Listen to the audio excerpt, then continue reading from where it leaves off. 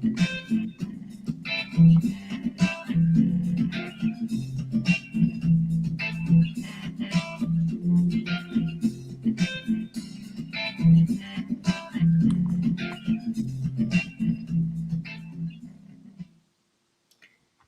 there. Hey, How are you today, my friend? I'm good. Today's been beautiful. I love beautiful weather, so I'm great. How are you doing? Right? I have a little bit of spring fever. It Oh, just hit me this week. This is the first time in, well, let's see, 18 years that it's not spring break week. Because, mm. my senior graduated last year. Yes, And you so did. why am I having such spring fever? Like, why am I not wanting to do a thing this week? Even though I'm like, oh, because all my folks who still have kids are like at the beach this week, and my body's all like, why aren't we at the beach this week? Right, right. That's funny. Right? Should we do an intro and get started on this show? Absolutely. Let's jump right into it. Hi, ladies. Welcome to our show. I am Shannon Mitchell, a Black millennial business owner, the founder of Shealo Glo, an all natural handmade shea butter company. I am your champion for self care, business care, and your intentional wellness. Hi, y'all. I'm Christine Gotro, a white social justice advocate, an international speaker, coach, and published author who helps you upgrade yourself and community care. Yes, and together we are Women Connected in Wisdom, a podcast grounded in the 8 dimensions of wellness. Right? We like to get together every week and chat about wellness and bring on some really fun guests and talk with them. So what are we talking about this week, Shannon? Yes, so this week's topic, ladies, is occupational wellness. I'm going to read you this definition. Occupational wellness represents the feeling of purpose and productivity in one's chosen profession. This pillar is certainly a key element to what we refer to as work life balance, as an enriched and productive professional life is certainly required to mesh with a healthy personal life. Mm, I am so excited to talk about this. We could talk about it all day. Right? So the feeling of purpose and productivity in one's chosen profession. Like, Hmm. first of all, I just want to acknowledge where we are in 2021, and that as women, that we are having this discussion, right? Because it Right, was only right. a couple of generations ago that it was a big deal. Like, I remember it being a really big deal that my grandmother worked outside of the Mm, home, that hmm. she was an accountant, and she worked literally until the day she died. She loved working. Wow. Like, Mm, um I remember, I just like, she was always one of my examples because she loved working. She would take us up. She was the accountant for a physician. I think he was a mm. specialty physician. My kid brain doesn't remember exactly. Like, I think he was a podiatrist or something. You know what I mean? I just remember he was a Okay, doctor. yeah, And yeah. I was just so proud of her that she was in charge. Like, she was the accountant. She did all the money. She did all the, and then before she died, she was taking a computer class, like Mhm. right when computer classes came out. Like, Yeah, she was like, I'm in this new thing, I'm yeah, in, right? And so I just want to honor the women that have gone before us that may not have had the absolutely. choices of occupations, period, much less Mm. occupational wellness, right? Um, Yes, so yes. what about you when you think about this? I love this. When I think about this, I think about a couple of things. One of my favorite books is Secrets of Six Figure Women. I've been working a lot on my occupational wellness as well as my financial wellness. And they're definitely tied together. I think about the discrimination, especially right now with hair in the workplace. One reason I love the fact, one, I have locks, right? So that's a whole conversation. Two, these beads and all that. I wouldn't be able to have this if I was I wouldn't be able to have these nails, and it's so interesting that we can talk about theories and my degrees and my experience and stuff all day, but now that I have a piece of gold that's going to turn silver in the shower, now it's as a topic of discussion is really interesting. So I think about that. And I also now I think about using your voice more, right? And asking for a raise or negotiating a salary or knowing how to strategically have conversations with different people on different levels of management in relation to where you are at that time in the company. Those are things that I think about. Right. Thanks for bringing up that intersectionality of Of like course. of, of occupational wellness and what is racism when you get Mm-hmm. discriminated against for your hair, Yes. and all the things that affect us as we come in at different ages and different Mm-hmm. races and Yeah. women, and what happens there, right? Right. Right. And I was even thinking as you were talking, Shannon, like that we have the choice, like women now we have more of a choice now than we ever have about do like our our profession maybe is a full-time mom, and that's a Yes. choice, right? Or it could Mm-hmm. be mothering and working, or it could be full-time working, or it could be, we have choices. And I know Yeah. throughout my career, I have done all three of those. And Mm. all three are hard. Like, because Yes. most of the time, women are also running the households at the same time, whether they have children in them or not. And Right. so one of the things I want to talk about with our guest and also with you and I is that other thing about lifting other women up. Like not doing like, oh, she's just a full-time mom, or oh, she's working full-time and not taking care of her child. We do those things. Mm. Or white women do it. I don't know. I Mm. don't know if Black women do it as much, but like Mm-hmm. that backbiting kind of stuff that we're like, okay, we need to stop that. Like we need to be Yeah. supportive of women with whatever choices they make. And that's part of the Absolutely. wellness is their feeling of purpose and productivity in what they Yeah. choose, right? Yeah. And Yeah. this relationship between purpose and productivity is what led me to say yes to this podcast when you asked me, right? Because I'm thinking about my job as a manager. My favorite part was encouraging people, helping them reach their goals and staying organized on training, making sure they had all the information they needed. I'm asking about family members. This has nothing to do with the temperature of the plates and the temperature of that catfish when it goes out onto the floor. But I love that part of my job too. So that was my purpose. And then I had to look at what the environment looked like. What do I want to move up in this company? How much do I want to make a year? When do I want to retire? And how is this helping me get there? So I'm excited to talk to our guest about it, especially because she specifically helps. I don't want to give too much away, but she specifically helps organizations hold themselves accountable to the goals and to the things that they say they're going to do, which of course makes it a healthy environment for the people who are there and for the people who are going to be affected by the job, by the services that are offered. And that's really what we're here about. So I'm excited about it. Right. Me too. Should we go ahead and bring her on? I'm going to say yes if you ask me. Absolutely. Yes.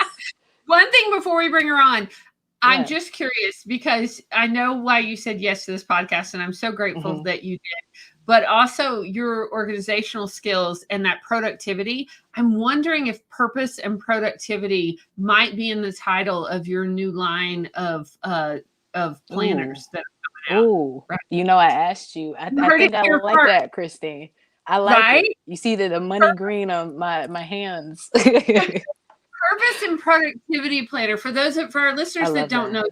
yet about Shannon Mitchell, she is the planner queen and is going to be Thank you. coming out with a new personalized planner that folks can download or buy. And so Yes. that's in process. And I'm calling that forth because I love I it. can't wait to have one. Yes. And I love the name. I asked you about the name and I genuinely feel like I'm in my purpose. So I think it's right on. I love it when plan comes together. All right, let's bring on our Yeah. guest. Our Yes. guest this week is a friend of both of ours. And y'all know when it's a friend of ours, we go officially by the bio they sent so we don't screw it up. we could say some other things. So I'm going to go on the bio. So here we go. Virginia is a mother, entrepreneur, adventure seeker, community builder, and wild spirit. She completed her PhD work at the University of Georgia in 2005 and has been actively engaged in community evaluation ever since. Currently, she is the founder and principal of NextStep Evaluation, providing services to public health, nonprofit organizations throughout the state of Georgia. She is also the co-founder of Roots and Wings Women, a hiking and meditation group for women designed to build community and support women in connecting to themselves and each other.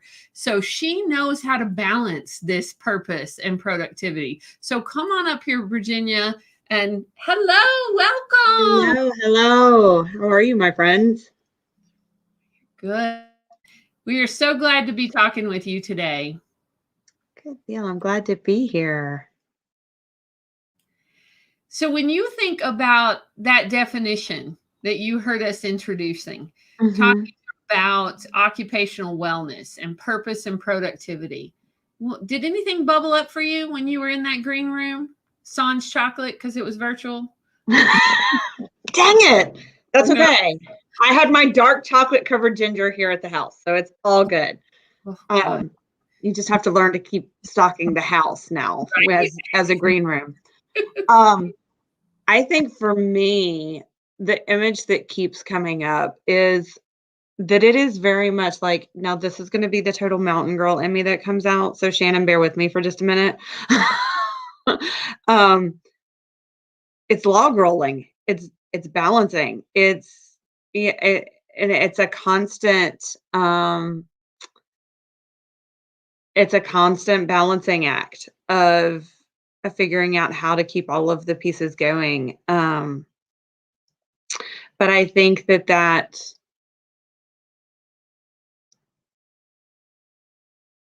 there's such joy and there's such fun in it when you're able to do it. But that it is kind of this constant. It's like when you're learning to drive and you're learning what it means to be doing those constant little small pieces to keep the car where you want it to be, the little tiny course corrections that you have to do every day and every minute, and you don't. Right. And for me, I think the other thing is it's gone from being something that many of us do to something that we're much more aware of and talk about since the pandemic. That with many of us transitioning to work from home and children doing virtual school and all these other things, like, guess what? We don't get to ignore the fact that we all have lives outside of who we are as career people. That doesn't get to happen anymore. I think that's been a huge gift of the pandemic. It really has. I think it's been a really amazing gift. And I think that it has given those who have wanted to take the opportunity, the chance to really start doing some hard work to address some of the barriers that have been there,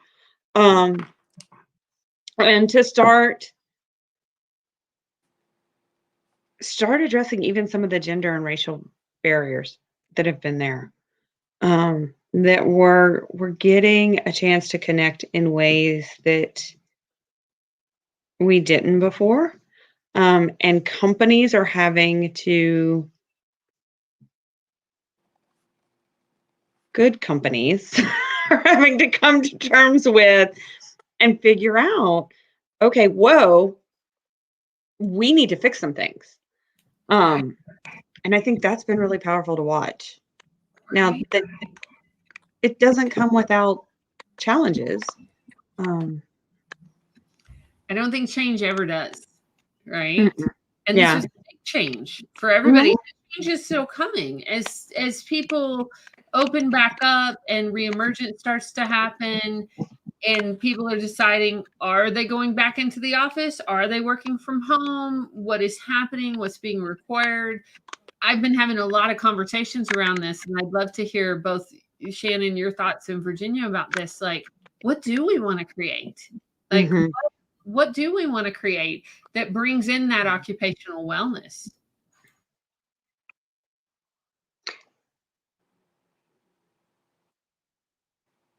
Yeah. Can you hear me, Christine? I can, Shannon. You're a little low, but I can hear you. Okay. And yeah, I think that my phone being up so high is messing it up. So let me know if you need me to raise my volume, and I'll absolutely do that for you. But you said, I don't think change comes without challenges, right? And Virginia was talking about how the companies that are intentional about addressing it, have to pivot a little bit. And I think that's, again, exactly how I've been thinking about it for occupational wellness. You ladies have been here since the time that I was a manager and stepped down.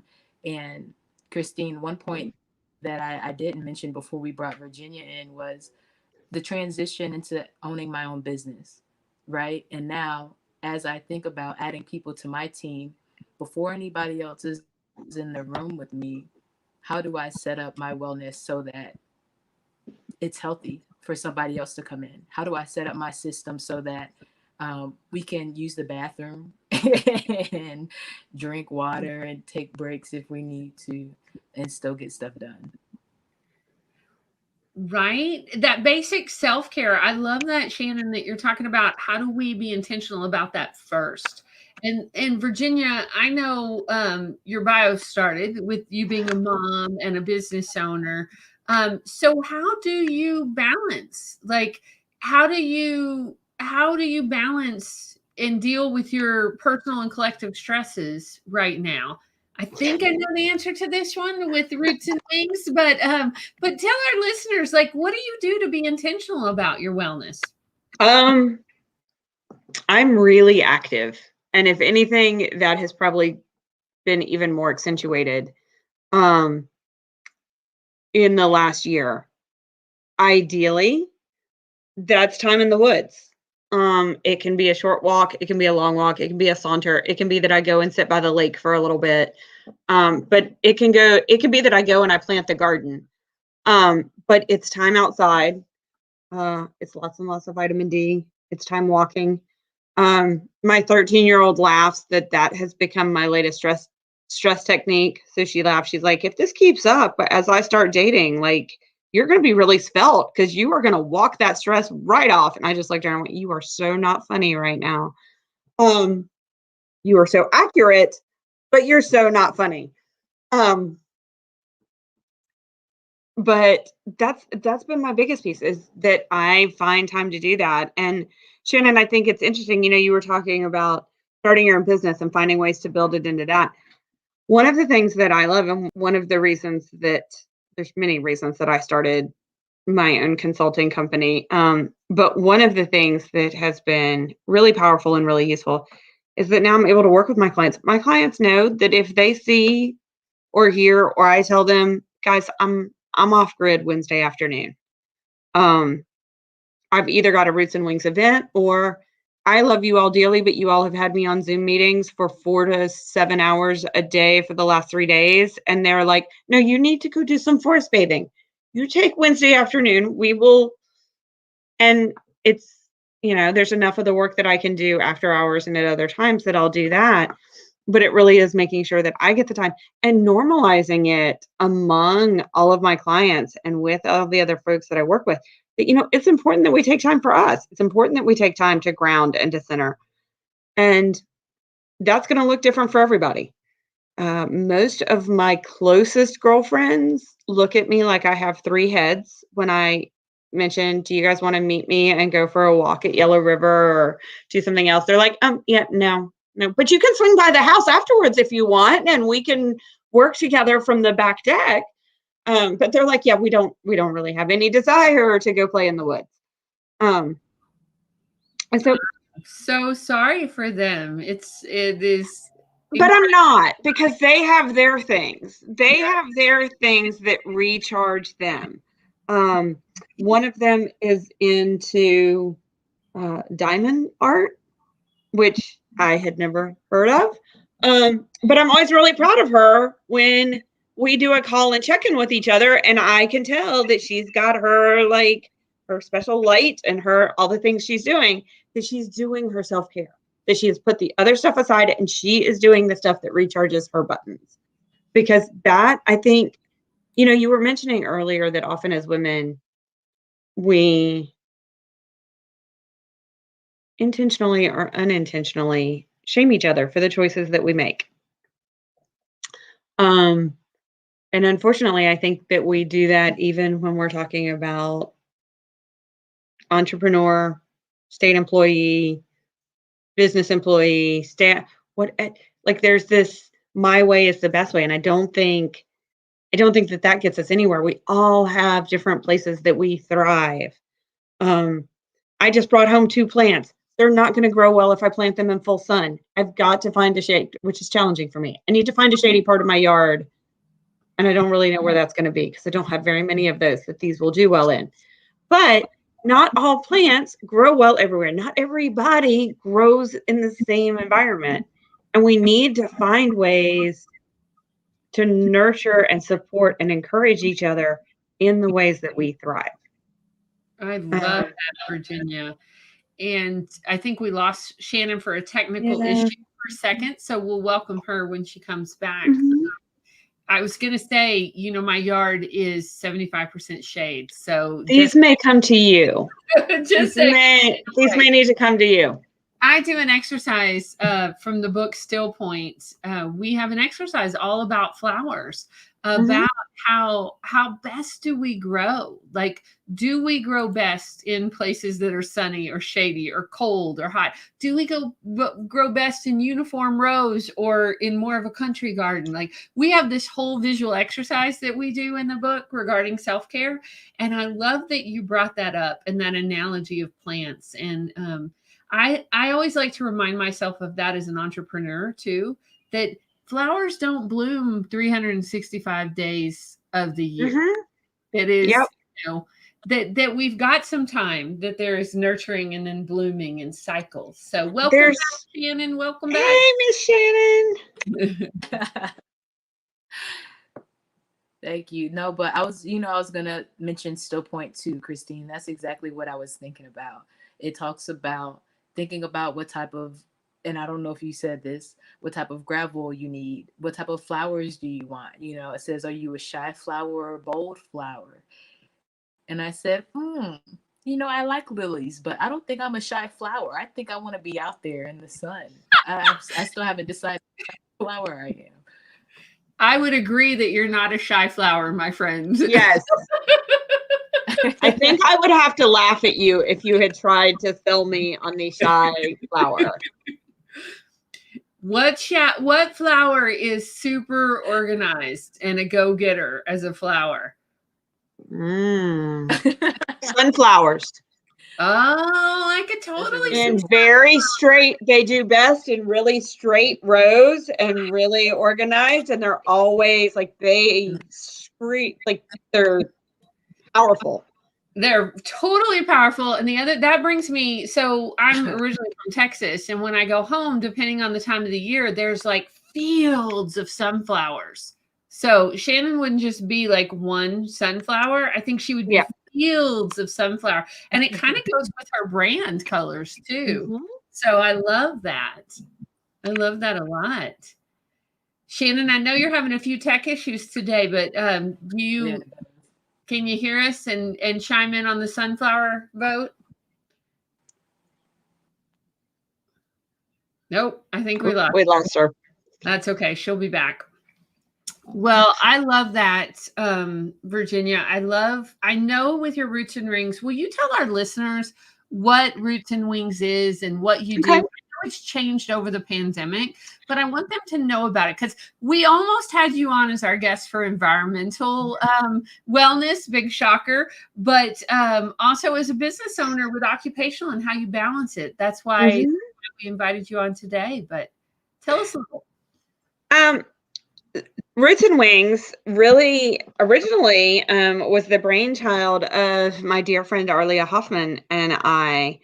As I think originally we were thinking a course, a cohort building to give us a chance to build community for women, to give them an opportunity to have some experiential development opportunities in the natural world.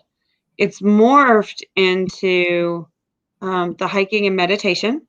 We were going on a monthly basis pre-pandemic. I'm hoping to start back up in May or June. So check us out on Facebook. I'll be announcing dates for that soon. And in the meantime, what I've done over the last 12 months or so is there are regular posts and updates in our Facebook group with just thoughts and meditations, readings, things to get us thinking about how we as women grow and develop and connect to our own inner core, but also find ways to strengthen and support each other in our own paths.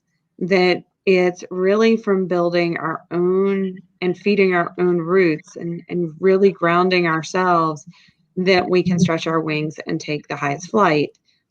And we can water each other's roots. We can help support each other in that process and that experience.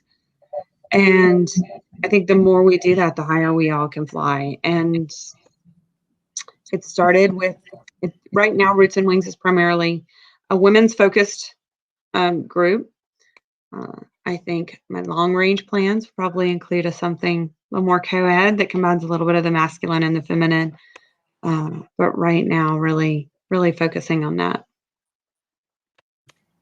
I love that. Well, as somebody being a lucky person who gets to hike with you on occasion, and I think Shannon has too, like we're lucky that we live close enough to join in. Well, and the Roots and Wings hikes and meditations are designed and have occurred all over Metro Atlanta. We've gone as far south as Cochrane Mills, down in South Fulton.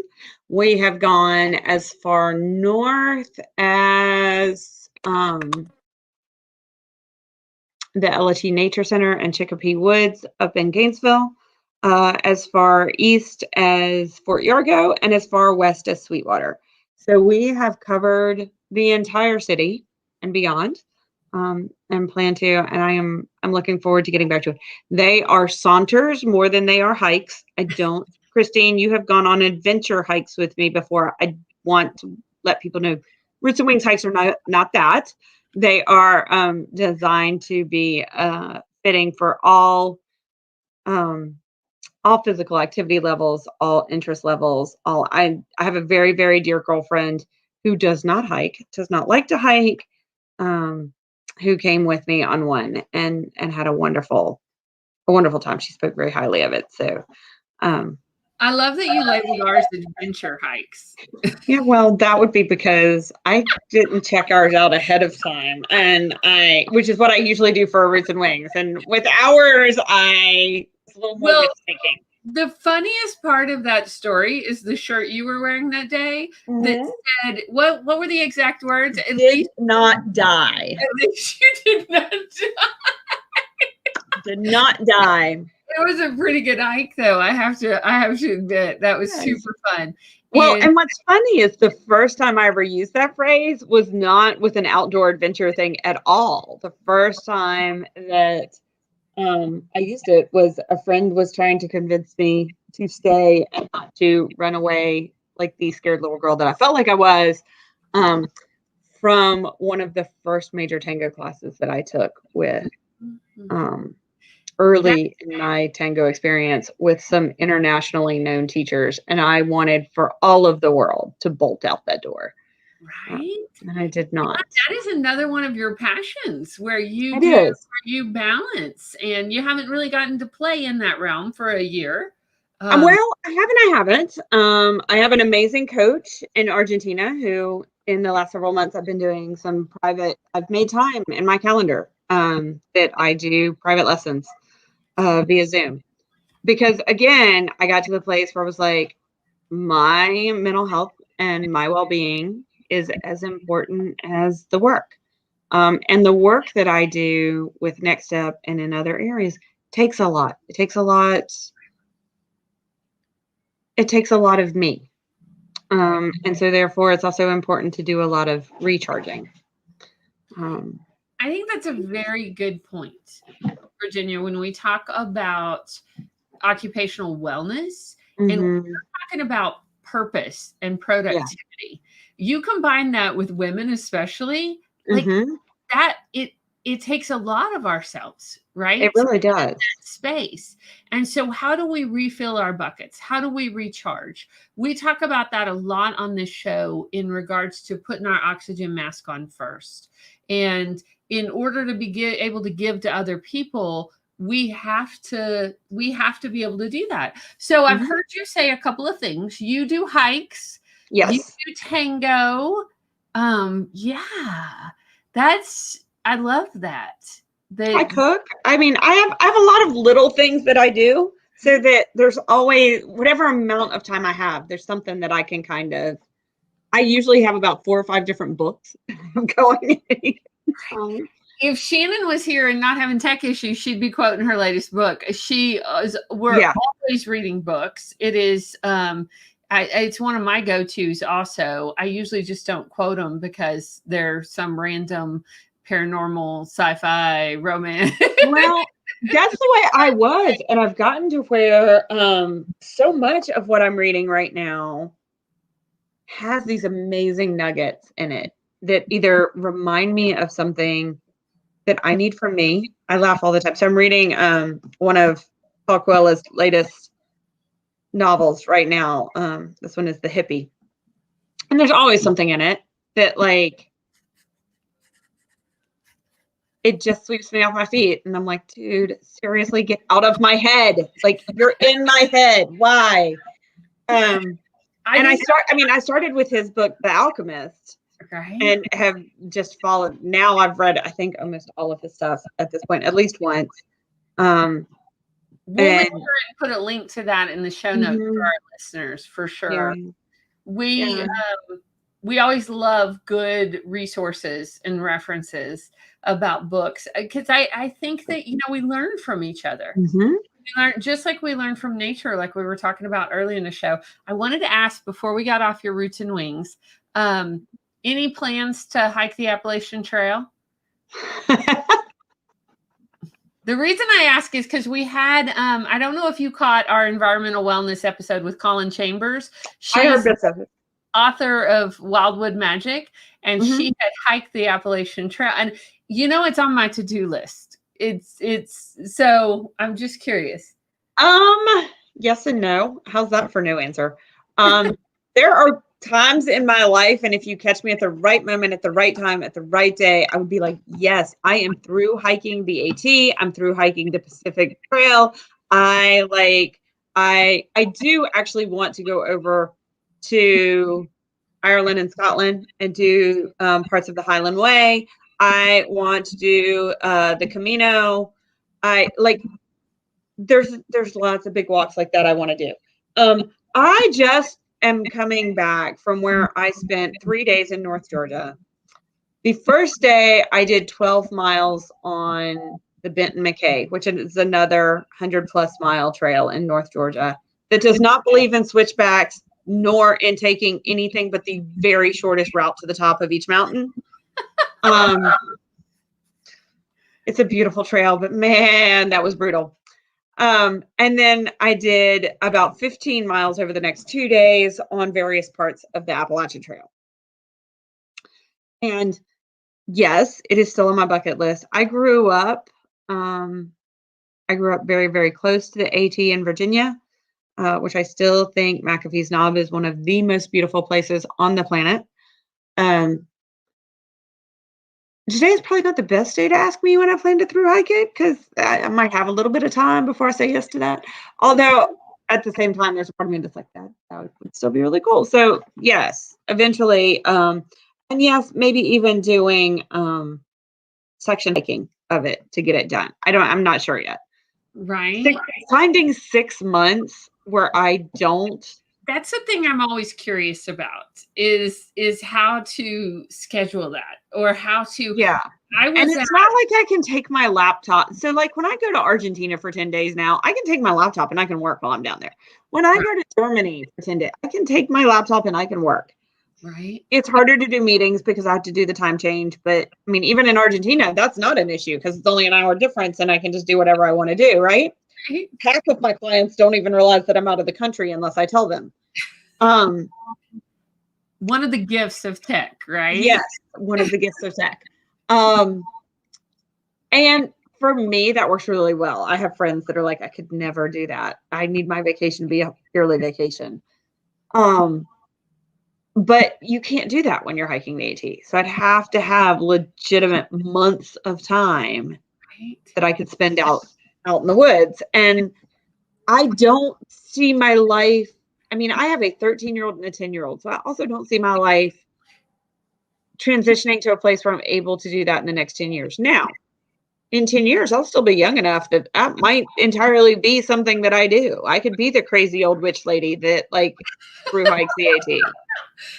I say no. That's where I'm at right now because my kids have graduated and that's why it's at the forefront of my mind. But I mean, it really does bring it back to the balance, like in the wellness and how do we balance households and jobs and big dreams and how do we schedule for them and do all that, right? Yeah. And honestly, probably 3 years ago, I would have been like, oh yes, I'm definitely through hiking the AT. And I think now there's so many other things that are also on my bucket list to go do that I'm like, if I do that, then that's that much longer before I can get to the Galapagos. And there's the annual festival in Norway that I want to go to in July each year. And there's this and there's that. So it's like, okay. So many adventures. Yeah. So many adventures. So, this pandemic kind of stopped all of us in our tracks from travel. When things get back where it's open and we can go, what's your wish or your dream? What's your first big trip that you're like, I'm out of here? It depends. How is that for an awful answer to that question? It really does depend on when things open back up and when things are really safe to travel. There are people I want to see on about 3 or 4 different continents. There are festivals and events that I want to go to on a few different places, in a few different places. I think most of those are no, they're not on the same continent. So it really does depend on what opens when and when it's safe to go. I'm kind of keeping my eye on it and kind of release all of that. Like release all of that. Is there one that bubbles to the top that you're like, if I could teleport there right now, would it be to Argentina for a tango conference? Would it be? There's 3 big ones. There is an event in Norway, a tango event in Norway that's usually held the first weekend in July. Okay. That will be my birthday trip as soon as possible when they have it and things are safe again to go, if I can get registered in time. I didn't even know that was such a thing.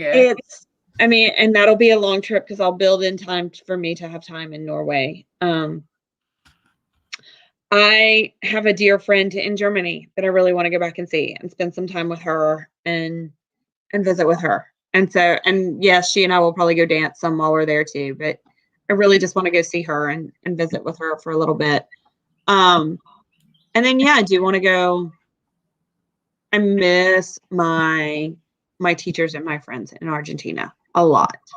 And I'm very much looking forward to going and seeing them. Well, I think that circles back around to wellness, right? About the power of connections and relationships and the power of, yes, there's activities, but I've heard you say several times, this friend or that friend. Yeah. For me, it's about my people. That's why tango is so powerful. It's because it's about the people. It's about the connection. Right. So I think that is, I think it's something for all people, right? But I think especially for women who tend to be relationally driven, that's been kind of challenging this last year. that it hasn't been as easy to move about and hug folks and see our people and things well, we took for granted. it's one of those things that I've talked with several of my girlfriends about, because we've laughed about the fact that I'm like, guys, I love my single life. I mean, I identify as solo poly because I don't want to share a house and a life and everything else with someone else again. I like my space. But it's been really hard for the last year. Right. Right. Because in the past, I have my space, but I can get out and I can see my people and I can spend time with my people, and my people can come to my house and visit with me here. And I am a person who thrives on connection, physical and emotional. And so it has been a challenge over the last year. So self-care has been incredibly critical. And learning how to really do self-care, which, to be perfectly honest, I've not always been great at. Why do you think I wrote a book about it? I teach what I need to know. It is one of my greatest challenges. I mean, one of my friends laughs that, like, I am just now at 46 years old truly learning how to self-mush on myself. Not just self-care where I keep my balance and I keep the log rolling, but like self-mush where I am really authentically taking care of and listening to myself. And it's tough. I mean, because I also think there's a lot of times that we self-care in ways that become self-numbing or self-medicating rather than true self-care and self-healing. Absolutely. Well, absolutely. And it's about, like we talk about in Stillpoint, it's about tending to ourselves and listening to our bodies and what do our bodies want or need in this moment. Like it may change as our age changes. It may change as our responsibilities change. But if we're not listening and paying attention, then we don't have the capacity to give it to ourselves. And it does become more like numbing or addictions or things like that versus true self-care and self-healing. So I agree with you there. So, well, my friend, I have so loved this conversation. I am so sad that Shannon was having some... I feel bad. I miss Miss Shannon. Right? She was having some tech issues, listeners, and we lost her. Hopefully, we will get that resolved. That's, it's one of the gifts of the internet, and it can also be one of the tech happens. It doesn't matter how prepped you are. Tech happens. Right? Kind of like life happens. But I have so enjoyed our conversation today. And me too. Usually I would pop you back in the green room, but since I don't have a co-host, I'll keep you on and give a shout out to Shannon's company, because her company is Shealo Glo, and she is, I know both you and I are users, so we'll do our own little commercial while she's not here. She is the only she is the owner and the creator of Shealo Glo, and she does products that are scrubs, oils, shea butter. What's your favorite, Virginia? Her shea butter, which I would totally go get, except for the fact that it is up in my daughter's room because my daughter swears by it when her dry skin and her eczema are driving her crazy. It is her favorite thing. So my container of it is up in her room. But it's the one that we use. I've got to remember to pack it to take it with us when we go up to the mountains this weekend. But yeah, the shea butter is amazing. Right. Every time I say it, I have to put it on because my hands are like, oh. I know. I'm sitting here like picking at my hands and I'm like, man, I need some of it right now, but I can't leave and go upstairs and get it. One of the things that Shannon always likes to say is her company does a shea row, And what that is if you have a woman in your life that inspires you, that is amazing, that you want to give props to, once a month, Shealo Glo gives a shout out to awesome women in people's lives. And you can do that by emailing my Shayro to shaloglo@gmail.com and just giving her a couple of sentences about who you want to nominate. And once a month, she gives a shout out, sends a really nice gift package to them. And it's a yummy way to do some community care for women who make a difference in your life. So, yeah. This has been awesome and fun. I am going to put up our closing statement. Shannon usually closes us out, but I will do it today. So thank you everyone for listening, for being with us. We are live at 5 o'clock on Wednesdays. We'll be back next week on Facebook and YouTube live. And then our podcast is produced audio, and then it's available on all the major podcasts. So if you can reach out, and especially on Apple Podcasts, and subscribe and give us a like, we'd appreciate that. And just remember to be well, be wise, and be whole. And we'll see you next week. Wonderful. Thank you for having me.